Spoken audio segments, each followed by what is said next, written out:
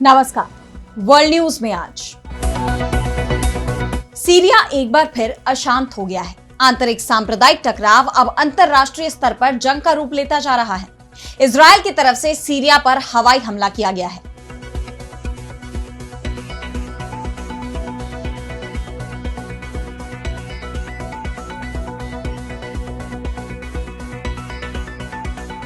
Syria के Druze में युद्ध विराम के बावजूद इजरायल ने बड़ा हवाई हमला किया है, जिसके चलते दोनों देशों में तनाव बढ़ गया है।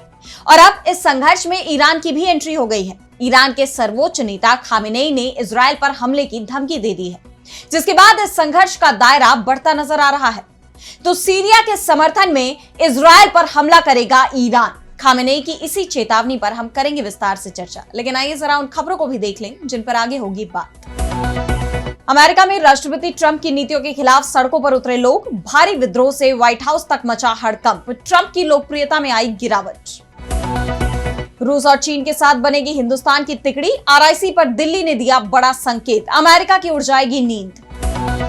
पाकिस्तान समर्थित टीआरएफ को अमेरिका ने घोषित किया आतंकवादी संगठन, पहलगाम आतंकी हमले की ली थी जिम्मेदारी, हिंदुस्तान ने फैसले का किया स्वागत।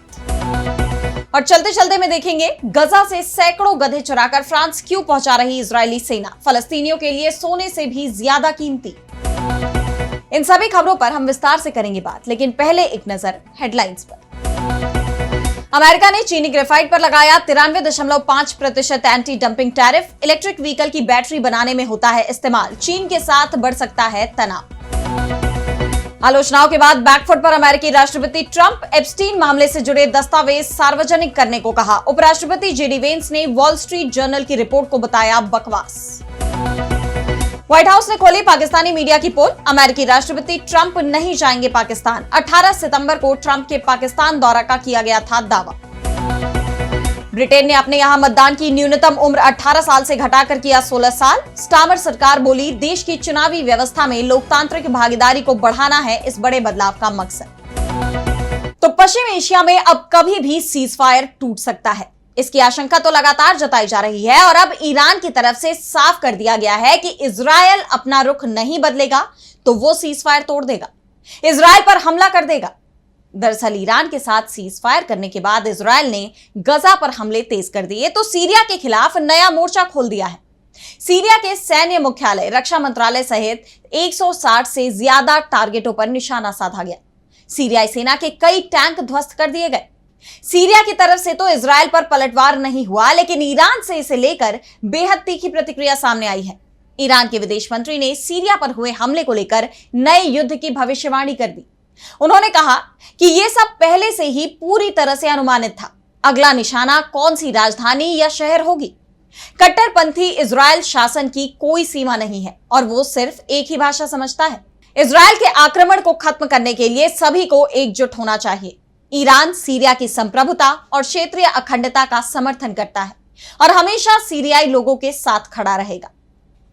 ईरान का समर्थन मिलते ही सीरिया भी अब जवाबी कार्रवाई की तैयारी में जुट गया है। सीरिया के अंतरिम राष्ट्रपति अहमद अल-शरा ने इजरायल के दमिश्क और दूसरे शहरों पर हमलों की निंदा करते हुए कहा कि इसका कड़ा जवाब दिया जाएगा।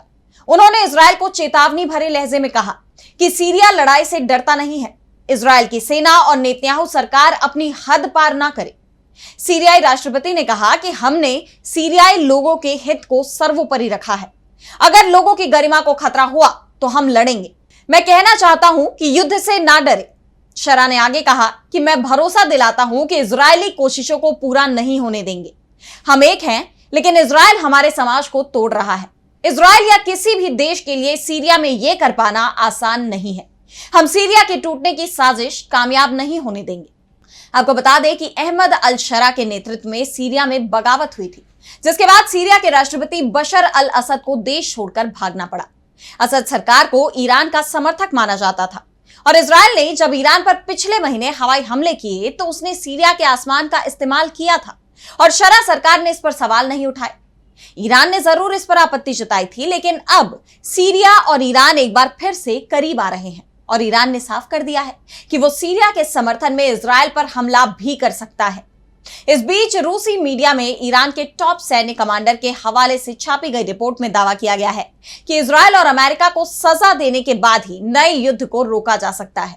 जब तक ईरान की एटमी साइट पर हमलों के लिए मुआवजा नहीं मिलता, तब तक ईरान कार्रवाई करने के लिए तैयार है। इजरायल के खिलाफ ईरान अपनी ऐतिहासिक प्रतिरोधक क्षमता को बहाल करने के लिए उपाय करने को तैयार है। ईरान के हाथ ट्रिगर पर हैं, लेकिन इजरायल के किसी भी गलत अनुमान की स्थिति में इस बार हम दुश्मन की पहली गोली चलाने का इंतजार नहीं करेंगे। यानी पश्चिम एशिया में एक नया गठजोड़ तैयार हो रहा है, जो अमेरिका और इजरायल दोनों के लिए संकट का कारण बन सकता है। और अब बढ़ते हैं अगली खबर की तरफ, जहां हम बात करेंगे अमेरिका में राष्ट्रपति डोनाल्ड ट्रंप के खिलाफ प्रदर्शन की। तो अमेरिका की सड़कों पर एक बार फिर जन सैलाब उमड़ आया है। ये भीड़ राष्ट्रपति की किसी रैली में उनके समर्थन में नहीं उमड़ी, बल्कि उनके विरोध में सड़कों पर उतर आई है। अमेरिका की जनता ट्रंप की नीतियों से परेशान हो गई है। अमेरिका के 50 राज्यों में लगभग 1600 से ज्यादा जगहों पर प्रदर्शन हो रहे हैं। पूरे देश में प्रदर्शनकारियों ने पोस्टर, बैनर और नारों के साथ ट्रंप प्रशासन और उनकी नीतियों के खिलाफ अपना असंतोष जाहिर किया। इन प्रदर्शनों को गुड ट्रबल लिव्स ऑन नाम दिया गया है। लोगों के हाथों में good troubles lives on national day of action की तख्तियां दिखाई दे रही हैं। यह प्रदर्शन दिवंगत सांसद और human rights activist John Lewis को समर्पित है। प्रदर्शन के दौरान लोगों ने नागरिक अधिकारों की वकालत करने वाले नेता जॉन लुइस को श्रद्धांजलि भी दी। इस आंदोलन का नाम भी जॉन लुइस की उस प्रसिद्ध अपील से लिया गया है जो उन्होंने 2020 में अपनी मौत से पहले अमेरिकी नागरिकों से की थी। उन्होंने कहा था कि अच्छी परेशानी में पड़ो, जरूरी परेशानी में पड़ो और अमेरिका की आत्मा का उद्धार करो। प्रदर्शनकारियों ने न्यूयॉर्क सिटी के मैनहट्टन स्थित फेडरल प्लाजा में आईसीई भवन के बाहर एक चौराहे पर बैठकर धरना दिया और पूरा रास्ता ब्लॉक कर दिया। जॉर्जिया के एटलांटा, मिसौरी के सेंट लुइस, कैलिफोर्निया के ओकलैंड और मैरीलैंड के एनापोलिस जैसे शहरों में प्रमुख तौर पर ट्रंप विरोधी नारों की गूंज सुनाई दी। प्रदर्शनकारियों ने ट्रंप प्रशासन की स्वास्थ्य देखभाल में कटौती, इमिग्रेशन नीतियों और अन्य फैसलों पर विरोध जताया। ट्रंप सरकार अपने बिग ब्यूटीफुल बिल के जरिए सामाजिक कल्याण योजनाओं में कटौती कर रही है और मेडिकेड सुविधा को भी कम कर रही है, जिसके चलते अमेरिका में 1,01,00,000 लोग लगभग स्वास्थ्य बीमा से बाहर हो जाएंगे। शिकागो इन विरोध प्रदर्शनों का मुख्य सेंटर रहा। वहां कैंडल मार्च भी निकाला गया। वेनेजुएला के कराकस में प्रदर्शनकारियों ने अपनी वापसी की मांग को लेकर एक मार्च निकाला। अमेरिकी जनता का कहना है कि हम अपने देश के इतिहास के सबसे डरावने दौर में से एक से गुजर रहे हैं। हमें सरकार में बढ़ती तानाशाही रवैये और कानून के उल्लंघन का सामना करना पड़ रहा है, जो हमारी लोकतांत्रिक आजादी और अधिकारों को चुनौती दे रहा है। आपको बता दें कि यह कोई पहली बार नहीं है जब अमेरिका में इस पैमाने पर विरोध प्रदर्शन हो रहा हो। इससे पहले बीते महीने ही लॉस एंजल्स से शुरू हुआ प्रदर्शन पूरे देश में फैल गया था। ट्रंप की आक्रामक नीतियां अमेरिकी जनता के लिए परेशानी का सबब बनती जा रही हैं और इससे लोगों में आक्रोश बढ़ रहा है, जिसका असर भी साफ दिखाई दे रहा है। ताजा सर्वे में ट्रंप की लोकप्रियता में भारी गिरावट देखी गई। ऐसे में क्या ट्रंप अपने रुख में कोई बदलाव लाएंगे या फिर कब तक लोग इस तरह सड़कों पर मार्च करते रहेंगे, ये देखने वाली बात होगी। और अब अगली खबर में बात होगी चीन और रूस की तिकड़ी की।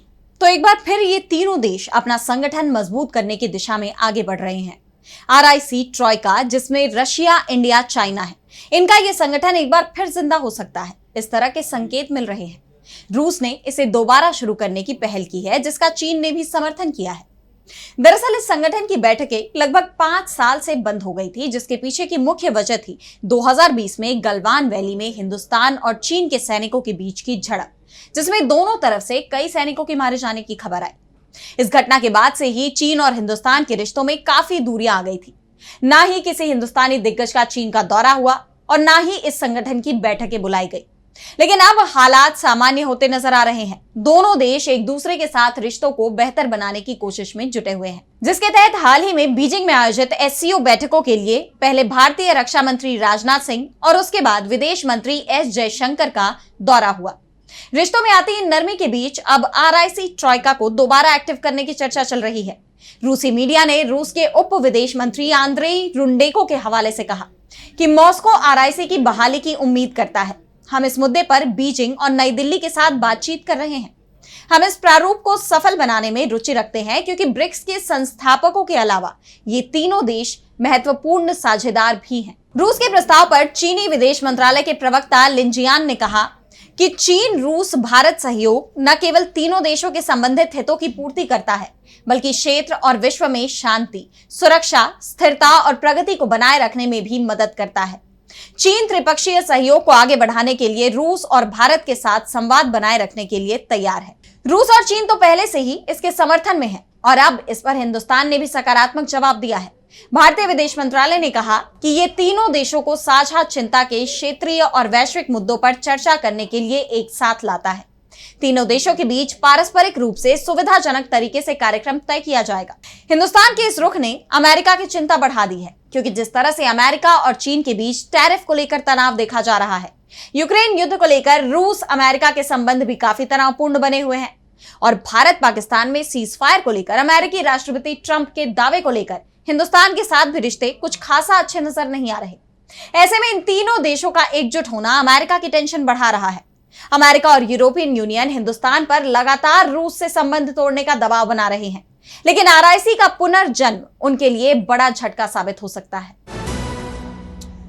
और अब अगली खबर में बात करेंगे अमेरिका के बड़े फैसले की। तो 22 अप्रैल को हिंदुस्तान के जम्मू कश्मीर में बड़ा आतंकी हमला हुआ। आतंकियों ने पहलगाम में 26 लोगों की जान ले ली। पाकिस्तान समर्थित गुट टीआरएफ यानी द रेजिस्टेंस फ्रंट ने इसकी जिम्मेदारी ली, जिसके बाद हिंदुस्तान और पाकिस्तान के बीच संघर्ष छिड़ गया। भारत के ऑपरेशन सिंदूर के बाद दोनों देशों में युद्ध के हालात बन गए। हिंदुस्तान ने पाकिस्तान के खिलाफ अंतरराष्ट्रीय स्तर पर मोर्चा खोल दिया और कई देशों में भारतीय सांसदों के प्रतिनिधिमंडल ने पाकिस्तान प्रायोजित आतंकवाद की पोल खोली और अब इसे लेकर हिंदुस्तान को बड़ी जीत भी हासिल हुई। अमेरिका ने पहलगाम के हमलावरों टीआरएफ को वैश्विक आतंकवादी संगठन घोषित कर दिया है। इसे लेकर अमेरिका के विदेश मंत्री मार्को रूबियो ने कहा कि विदेश मंत्रालय ने द रेजिस्टेंस फ्रंट यानी टीआरएफ को फॉरेन टेररिस्ट ऑर्गेनाइजेशन यानी एफटीओ और स्पेशली डेजिग्नेटेड ग्लोबल टेररिस्ट यानी एसडीजीटी के रूप में दर्ज किया है। टीआरएफ कुख्यात आतंकी संगठन लश्कर-ए-तैयबा से जुड़ा हुआ है और पिछले कई सालों में इसने कश्मीर में कई बेगुनाह और मासूम लोगों की जान ली है। अमेरिका लश्कर-ए-तैयबा को पहले ही आतंकवादी संगठन घोषित कर चुका है। लश्कर-ए-तैयबा ने न सिर्फ हिंदुस्तान बल्कि दुनिया में कई जगहों पर आतंकवादी हमलों को अंजाम दिया है। ऐसे में अमेरिका के इस फैसले का हिंदुस्तान ने स्वागत किया है। विदेश मंत्री एस जयशंकर ने अमेरिका के फैसले का समर्थन करते हुए इसे हिंदुस्तान और अमेरिका के बीच मजबूत आतंकवाद रोधी सहयोग का उदाहरण बताया। उन्होंने सोशल मीडिया पर एक पोस्ट में अमेरिकी विदेश मंत्री मार्को रूबियो और अमेरिकी विदेश मंत्रालय की सराहना करते हुए कहा कि यह फैसला अंतर्राष्ट्रीय समुदाय की आतंकवाद के खिलाफ एकजुटता को दिखाता है। अमेरिका की इस पहल से हिंदुस्तान को अपनी सुरक्षा नीति को और मजबूती देने में सहयोग मिलेगा। इसके साथ ही पाकिस्तान प्रायोजित आतंकवाद पर भी अंतर्राष्ट्रीय दबाव बढ़ेगा। और अब चलते चलते में हम बात करेंगे पश्चिम एशिया में अचानक क्यों बढ़ गई गधों की कीमत, जिन्हें चुराने में लगा है इजराइल। गधा मेहनती होता है और कोई भी बाधा आसानी से पार कर जाता है। उसकी यह खासियत गजा के लिए वरदान बनी हुई है। हालात यह है कि गजा में गधे की कीमत सोने से कम नहीं है, लेकिन इजराइल की सेना अब गजा से गधों को चुरा रही है और वो भी बड़ी संख्या में गधे चुराए गए हैं। इजरायली मीडिया कान की रिपोर्ट के मुताबिक गजा से गधों की इस लूट में इजरायली संगठन और यूरोपीय संस्थाएं भी शामिल हैं। इसमें खास तौर पर फ्रांसीसी बेल्जियम की संस्थाएं शामिल हैं। इजरायल की सेना गजा से बीमारी के नाम पर गधों को निकाल रही है और उन्हें यूरोप भेज रही है, जिसे युद्ध अपराध माना जा रहा है।